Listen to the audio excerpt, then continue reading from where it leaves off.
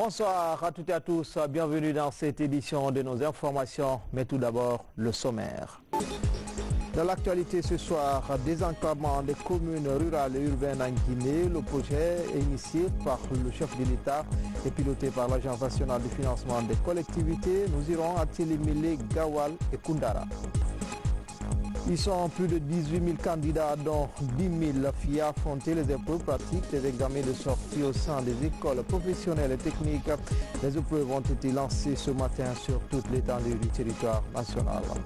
Enfin, les larmes de la mamie de Yattara Junior après la victoire du Sili hier face au Burundi. Le domicile familial du goléador Mohamed Lamine Elou Yattara était bondé du monde pour saluer les prouesses de l'attaquant guinéen. Voilà pour le sommaire. Encore une fois, bonsoir à toutes et à tous. Bienvenue dans cette édition. Conakry 2040, le projet prend de plus en plus forme. Le chef de gouvernement a présidé les travaux de réflexion autour de cette vision. La fluidité dans la circulation routière est en pôle position. Un nouveau plan de déplacement urbain est en cours. La rencontre a réuni membres du gouvernement, partenaires financiers et techniques. Les précisions avec Hadi Kamara, Kabasouma, Ousmane Kobele Keita. Conakry, métropole linéaire en pleine croissance, fait face aujourd'hui à de multiples défis. Concentration des fonctions économiques, administratives et marchandes, faible desserte du transport commun, démographie galopante et faible densité des voiries urbaines. L'enjeu est de taille. Voilà pourquoi le gouvernement et ses partenaires veulent aller vite et bien dans le cadre de l'amélioration de la mobilité à Conakry par la mise en œuvre d'un outil stratégique et opérationnel de planification et d'aide à la décision. Un premier financement a d'ailleurs été exécuté par le financement de l'étude Grand Conakry Vision 2040, dont les recommandations ont été approuvées lors d'un comité interministériel de l'aménagement du territoire en janvier 2017. Le plan de déplacement urbain de Conakry s'inscrit d'ailleurs dans cette étude qui avait identifié la problématique de la mobilité urbaine avec celle de l'assainissement comme l'enjeu majeur de la ville capitale à court terme. Vous le savez, un des axes prioritaires de notre coopération est justement l'assainissement. Ici, il est question d'examiner et valider le plan de déplacement urbain de Conakry, PDU en abrégé. Là-dessus, les techniciens orientent leur stratégie vers la régulation et la coordination de l'ensemble des systèmes de transport en commun. Au cours de la première année de l'étude, un vaste programme de comptage du trafic automobile et d'enquête origine-destination des mouvements de véhicules a été conduit dans l'ensemble de l'opération. Ce programme a mis en œuvre 22 postes d'enquête localisés sur 6 lignes écrans ayant fonctionné de 6h à 19h. 12 postes de comptage manuel ayant fonctionné 24 heures sur 24. Des comptages directionnels ont également été effectués au niveau de 32 carrefours importants. 10 d'entre eux ont été filmés par un drone au cours des heures de pointe pour analyser le trafic. Des relevés sur le stationnement ont été réalisés au niveau des principales voies de Kaloum. Une enquête auprès de 2500 ménages répartis dans les 5 communes de Conakry et dans les agglomérations de Koya et de Dubrika a également été réalisée au cours de cette étude. Elle a permis d'identifier les paramètres socio-économiques qui expliquent le nombre, les motifs et le choix modal de déplacement des personnes au sein de l'agglomération. Cette autre vision du président de la République va permettre de créer des infrastructures et des services de transport afin de rendre la circulation fluide et déconcentrer les activités portuaires et marchandes. Aujourd'hui, le Grand Conakry a une population actuelle d'environ 2,5 millions avec un taux de croissance de 4% en moyenne. Plus de 4 millions de Guinéens vivent en ville, principalement à Conakry.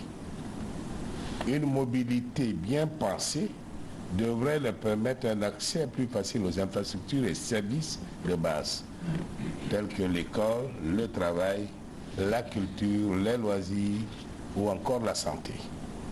Pourtant, comme vous le savez, la mobilité urbaine est vécue à Conakry comme une contrainte, j'allais dire un cauchemar, avec un faible développement des transports collectifs et une surutilisation des véhicules individuels, source de congestion du trafic routier.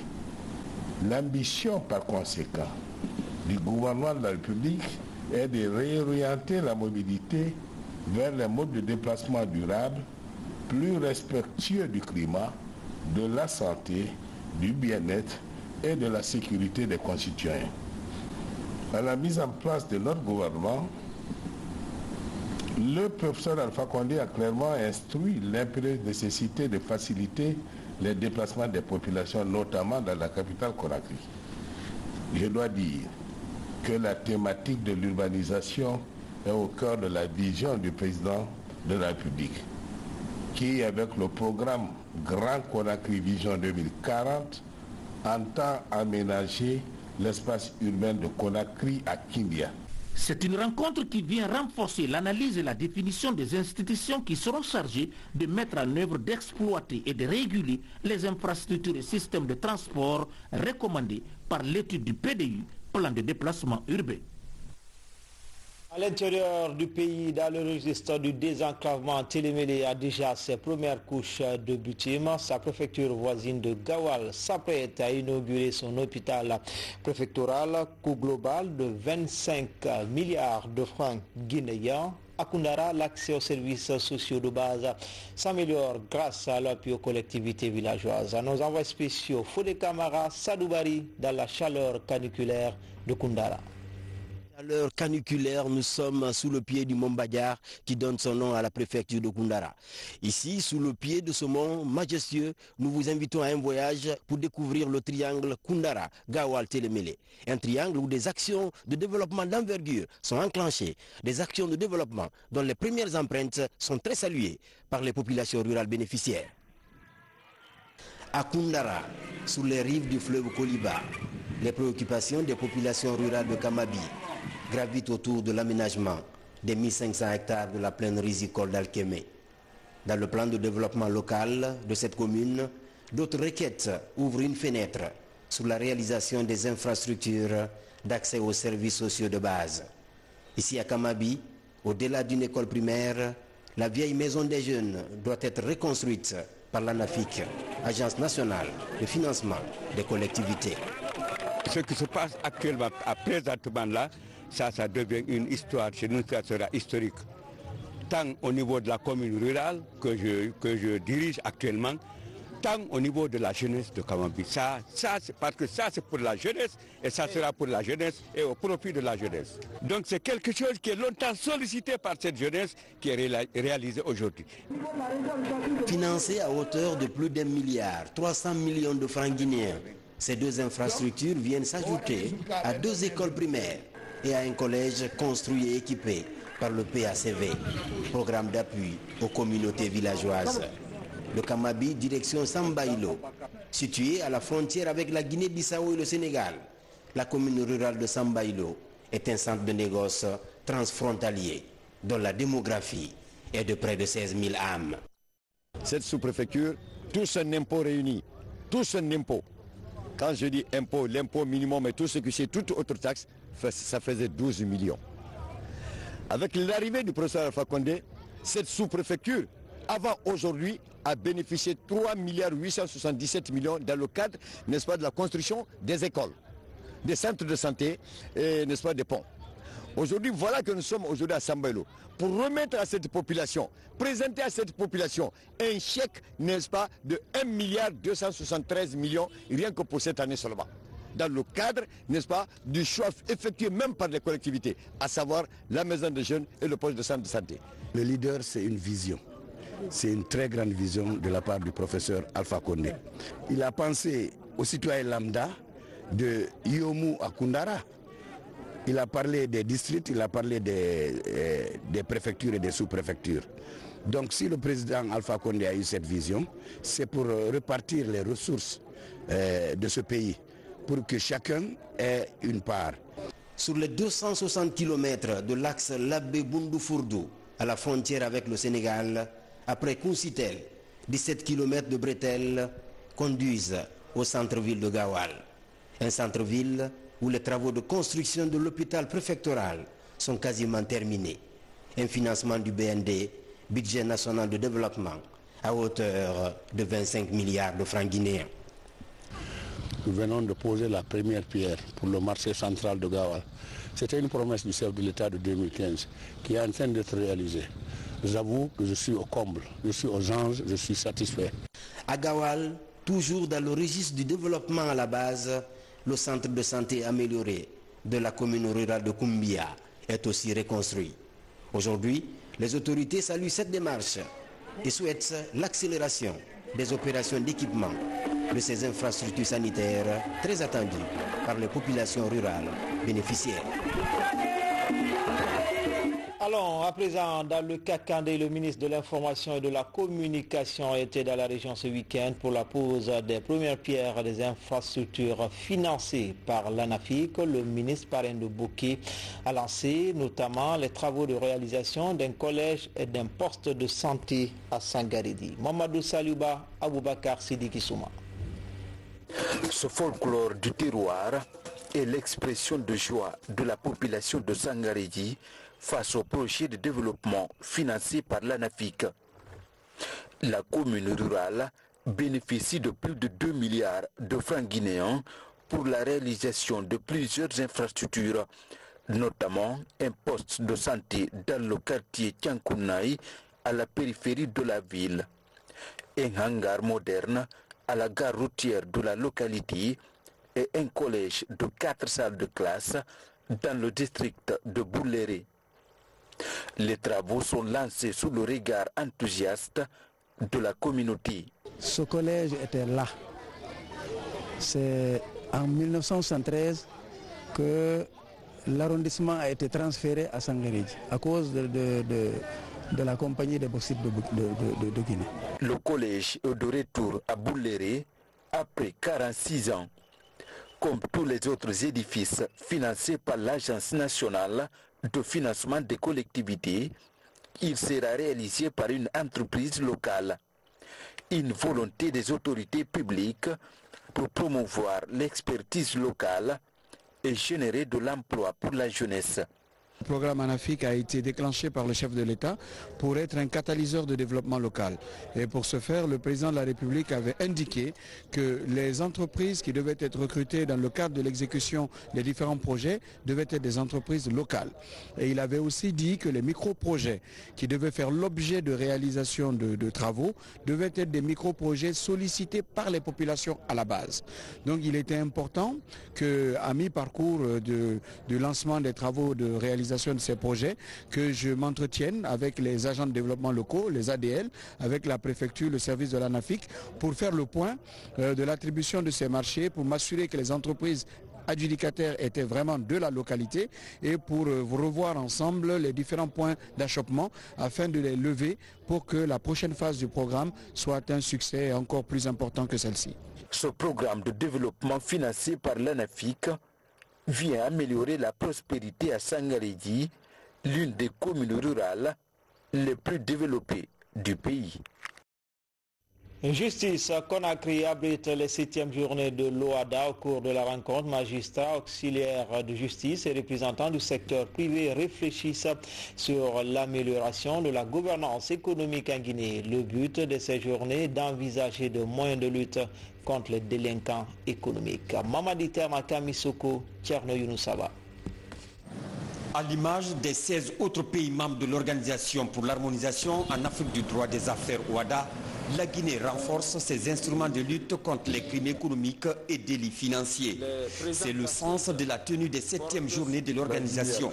Composée d'experts, de magistrats et représentants du secteur privé, les acteurs réfléchissent sur les moyens de répression des personnes qui vont se rendre coupables d'infractions économiques. Ici, c'est le droit pénal des affaires qui va être étudié pour sensibiliser les entreprises, notamment les dirigeants sociaux, sur les conséquences graves de certains comportements de nature à ne pas favoriser la sécurité des affaires en Guinée. Les attentes de l'Organisation internationale de la francophonie tiennent à ce que les praticiens, le monde des entreprises, les agents de la force publique puissent se saisir pleinement des outils du droit OADA en matière de droit pénal et avec les experts qui sont à mes côtés, avancer sur le sujet de l'incrimination, des incriminations de tous les crimes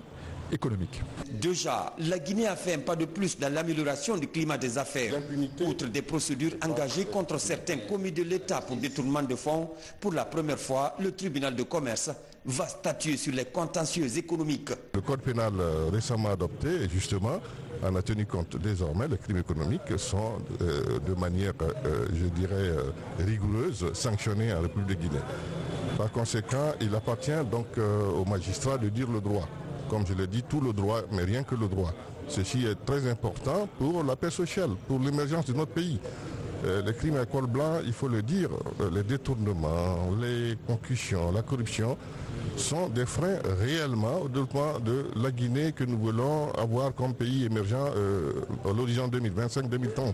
Cette retraite de Conakry a un enjeu majeur dans la pratique du droit des affaires. Elle permettra à terme aux magistrats de cerner les différends qui pourront naître dans les activités économiques. Les examens de sortie au niveau de l'enseignement technique et professionnel se poursuivent. Après la phase pratique, les candidats ont entamé ce lundi le volet.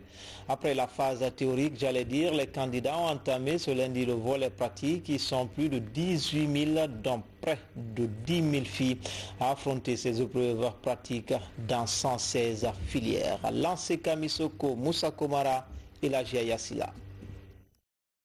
Ils sont 519 sages-femmes et 521 infirmiers d'État à faire les évaluations pratiques cette année dans la commune de Ratoma. Issus de 14 écoles de formation technique, ces candidats sont repartis dans 2 centres respectivement à Lambagné et à Kobaya. Après les évaluations théoriques la semaine dernière, ce lundi, ils passent aux épreuves pratiques sous le signe de l'excellence de l'enseignement technique guinéen. Nous avons 30% de formation théorique et 70% de formation pratique.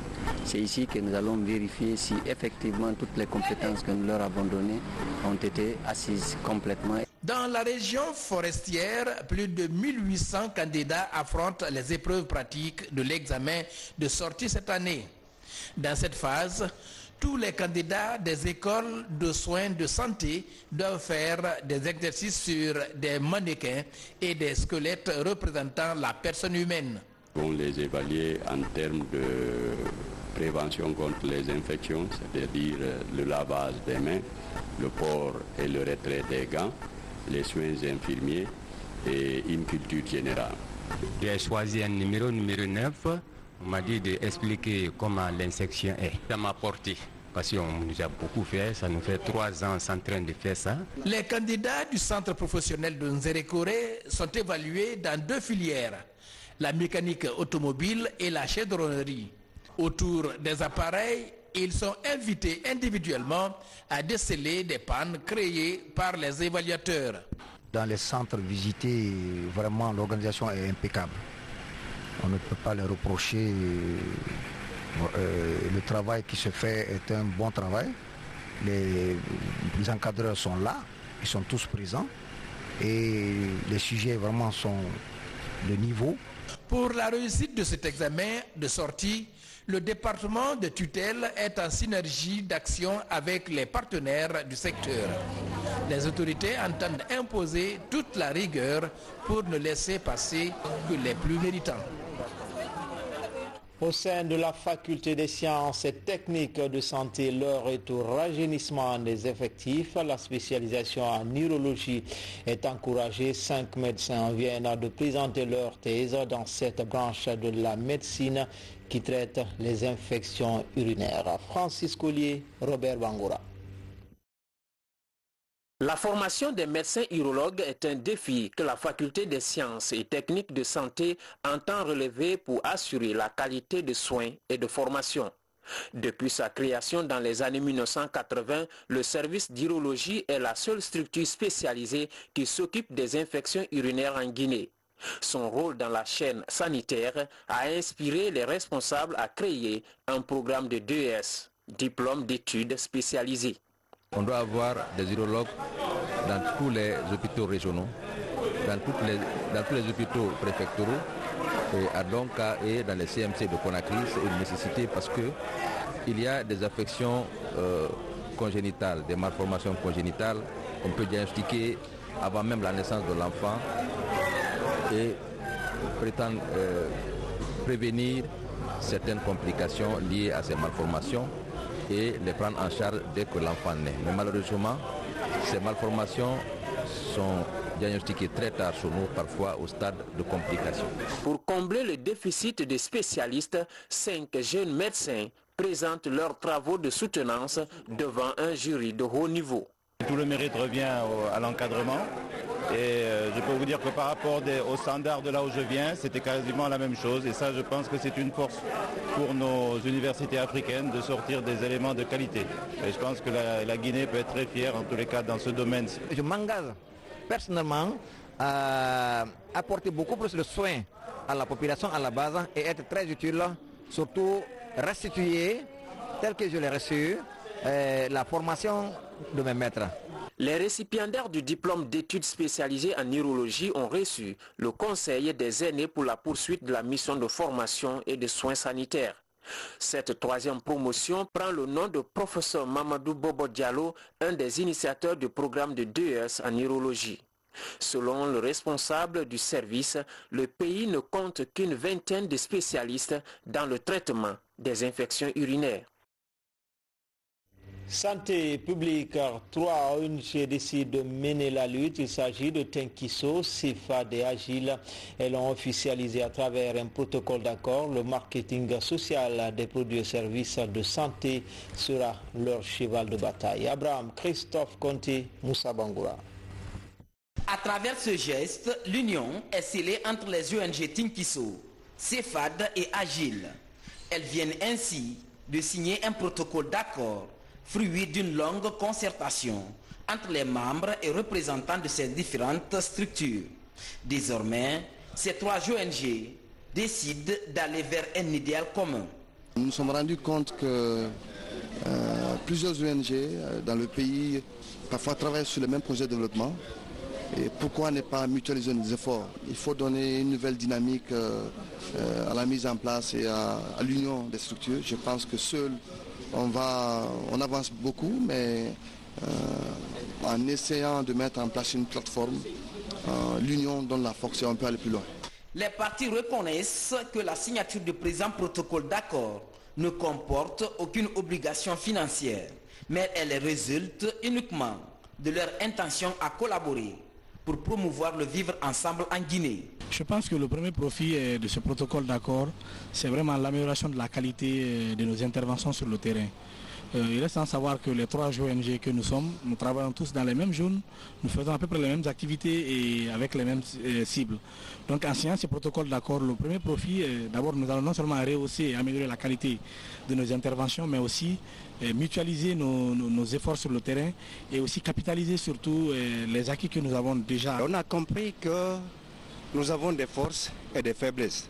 Là où on est fort, il y a des ONG qui ont les mêmes forces que nous. Et là où on est faible, certaines ONG ont assez de force sur ces aspects-là. Alors, en mutualisant nos efforts à travers un consortium, il y a l'opportunité de se renforcer mutuellement, mais aussi de mobiliser les ressources et faire face aux défis. Dotés de fortes capacités techniques et humaines, les ONG Tenkiso, CFAD et Agile pensent que ce protocole va davantage renforcer et redynamiser leurs compétences. La Guinée dispose désormais d'un plan national et d'un nouveau code de route. Les acteurs étaient récemment à Kindia pour leur vulgarisation. Les travaux de Kindia ont permis aux spécialistes de passer au crible ces 2 documents. Ils devraient permettre de réduire les accidents de la circulation dans le pays. Alpha Isiagaba, de retour de Kindia. Selon une étude menée en 2013 par le projet d'appui au secteur de transport, plus de 4000 cas d'accidents de la circulation sont enregistrés dans le pays par an. Des accidents où près de 500 personnes perdent la vie. Le non-respect du code de la route serait la principale cause. La vulgarisation à Kindia du plan national de sécurité routière pour la Guinée et du nouveau code de la route répond à cette préoccupation. Le code de la route, c'est un outil législatif et réglementaire. Il permet aux agents de faire le travail dans la légalité. Sans cet instrument-là, je ne vois pas sur quelle base juridique on se baserait pour effectivement sanctionner les gens en cas d'infraction. Il y a beaucoup de problèmes dans la circulation. Maintenant, comment les corriger, c'est ça la préoccupation essentielle. L'atelier est une chose, mais l'application des textes sur le terrain en est une autre. Et c'est ce que nous attendons en tant qu'autorité sur le terrain. Si ces résultats sont bons, nous pouvons nous estimer très heureuses. Mais avant cela, nous encourageons vraiment que très rapidement, les structures se mettent en place et que les recommandations soient prises en compte. Dans ce nouveau code de la route, toutes les infractions, délits, amendes forfaitaires et peines de prison sont signalées. Sa mise en œuvre et son respect par les usagers devraient permettre à tous les acteurs impliqués dans la circulation routière de réduire et prévenir efficacement les accidents et les actes d'insévissement dans la circulation. Si tout le monde savait ce qu'il devait faire, vraiment on n'avait pas beaucoup de difficultés. Mais si on expliquait les gens d'une manière qu'ils comprenaient, comme c'est-à-dire ils parlaient en langue nationale, parce qu'il y a certains qui ne comprennent pas français, et ils allaient respecter le code de route. Mais vous voyez, les usagers viennent garer n'importe comment. Et ils circulent n'importe comment, ils ne connaissent pas là où ils doivent rentrer, ils ne connaissent pas là où ils doivent sortir, ils ne connaissent pas là où ils vont multiplier les vitesses. Franchement, ça nous donne un peu de complications. Vous savez que Kindia est une zone accidentogène. Si l'usager est persuadé qu'il y a désormais un outil qui va sanctionner son comportement, donc c'est une mesure d'initiative aussi, l'apparition de ce code. L'élaboration de ce plan national de sécurité routière et du nouveau code de la route est financé par l'Union européenne avec l'assistance technique du projet d'appui au secteur de transport de Guinée. Ces 2 jours de travaux à Kindia ont permis aux participants de s'approprier ces 2 documents. Cela en vue de réduire considérablement les accidents sur nos routes. Dans l'actualité également, l'élaboration des rapports annuels de performance du PNDS en cours de préparation. Une rencontre a regroupé à cet effet les cadres des bureaux de stratégie et de développement des différents départements ministériels en toile de fond s'accorder sur la démarche à suivre. Explication, Maïmouna Bella Diallo.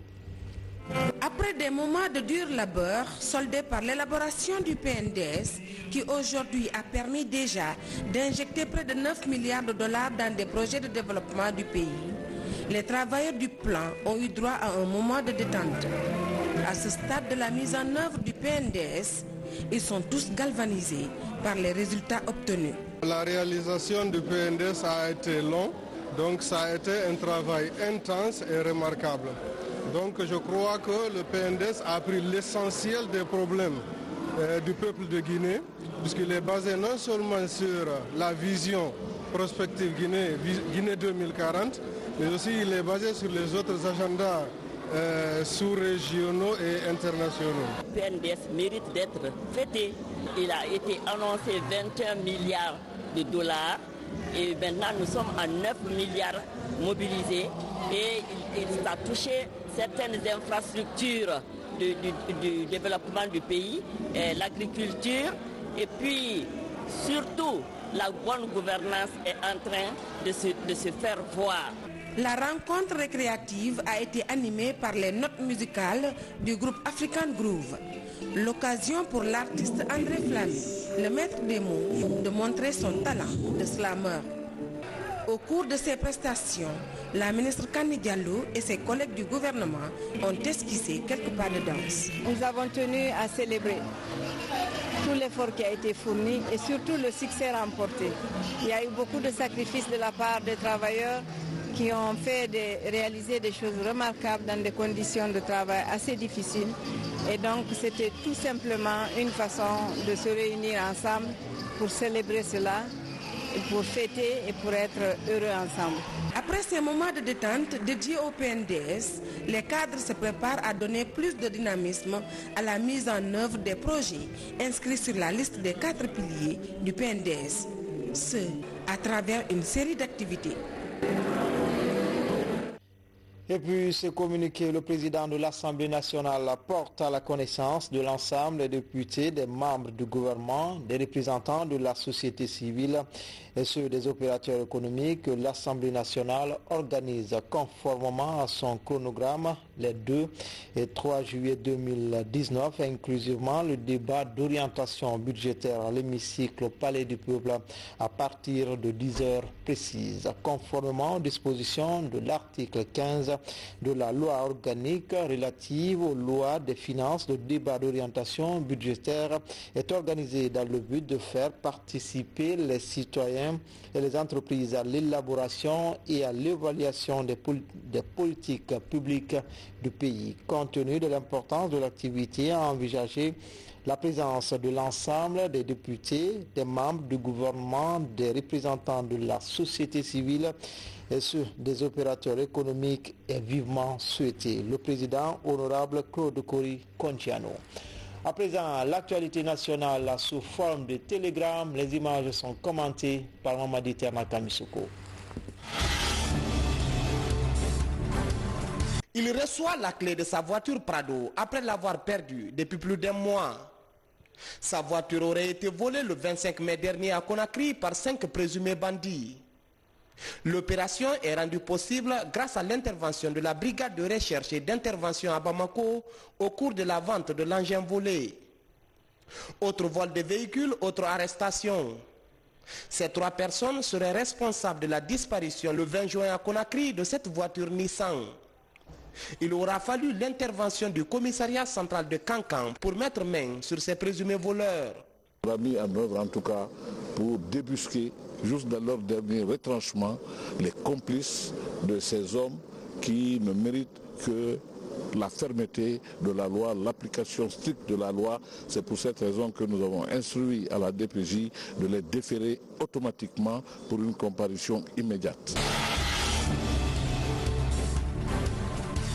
Le mouvement La Nouvelle République lance officiellement ses activités. L'événement a donné lieu à un point de presse à Conakry. Ce mouvement, composé de jeunes leaders, entend prendre une part active au débat politique. La nouvelle plateforme se dit favorable à l'établissement d'une nouvelle constitution en Guinée qui pourrait ouvrir la voie à une candidature indépendante à la jeunesse. La constitution actuelle est une constitution bancale qui restreint la liberté des Guinéens. C'est une constitution exclusive qui dit la chose et son contraire. Est-ce que les jeunes Guinéens sont satisfaits à l'idée de savoir qu'ils ne peuvent pas se présenter à une élection nationale, y compris la présidentielle en Guinée, tant qu'ils ne sont pas d'un parti politique? À la maison de la presse de Kipé, journalistes, hommes de médias et agents de sécurité se concertent sur la procédure à suivre en cas de délit de presse ou commis par voie de presse. L'effet recherché est d'améliorer les relations de travail entre ces différentes entités professionnelles. Nous sommes partis d'un simple constat, c'est que les 3 entités, à travers leurs acteurs, travaillent ensemble sans que aucune des entités ne sache l'étendue et la limite du champ que le législateur de notre pays a défini pour lui.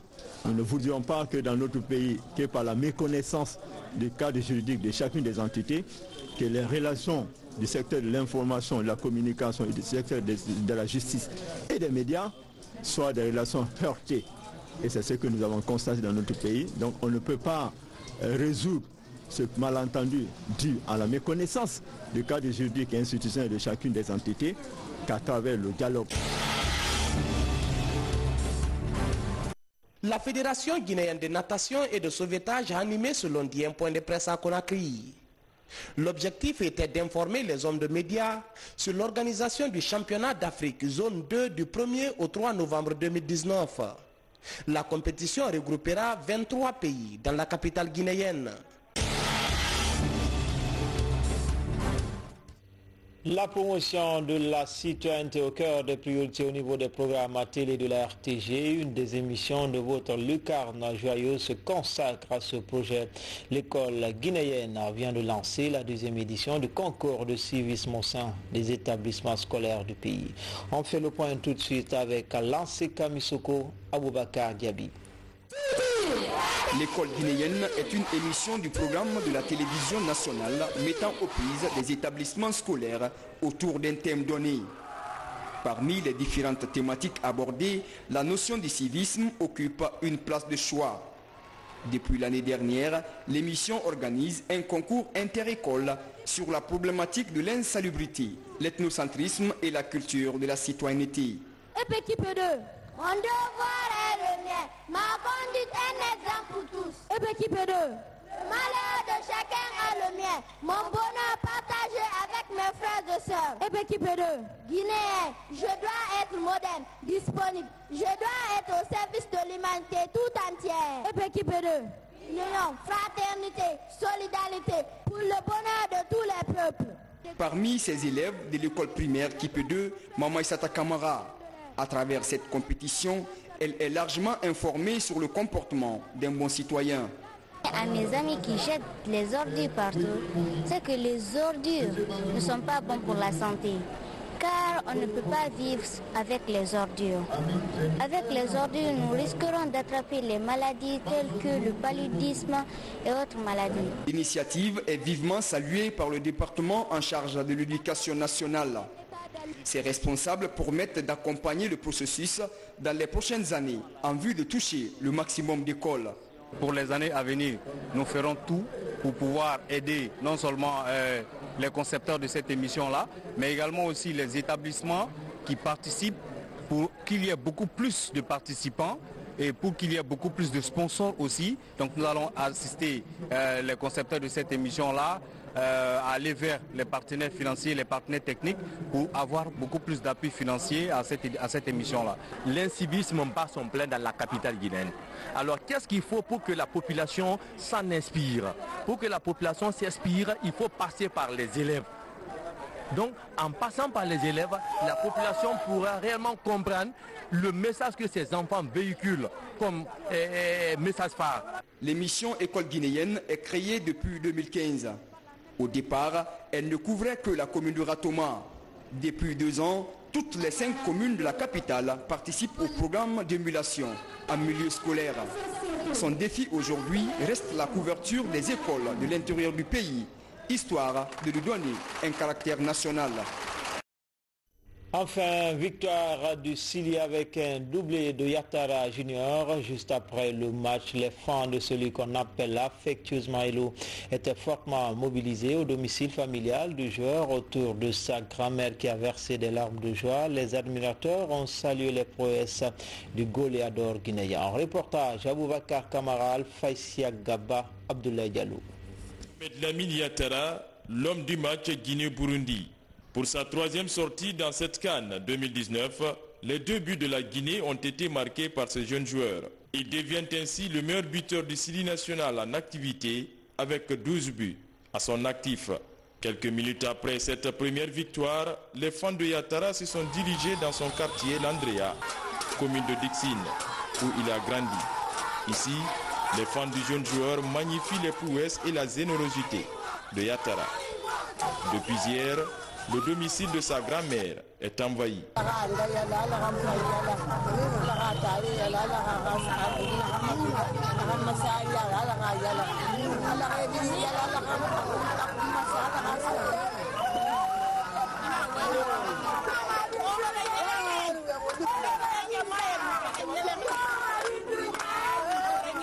Dans son quartier, Mohamed Lamine Yatara porte un petit sobriquet. Ses amis l'appellent Petit Hello. À chaque fois le pays est en difficulté, c'est eux qui viennent pour délivrer, ainsi que tous les autres aussi, mais c'est un job chanceux qu'on a connu depuis en bas âge ici à l'Andrea. Il a été toujours délibérateur et nous le supportons jusqu'au bout. Dès le coup de sifflet final, les rues de Conakry étaient envahies par des supporters du Sili. Des chants de danse partout dans les quartiers de Conakry. Ici, au rond-point de la Belle-Vue, autour de la grande statue de l'éléphant, les fans du foot étaient très nombreux. jusqu'à tard la nuit. Les agents de la police étaient présents pour éviter tout débordement. C'était tout pour cette édition d'information. Tout le plaisir a été pour moi de vous servir. À demain, Inch'Allah.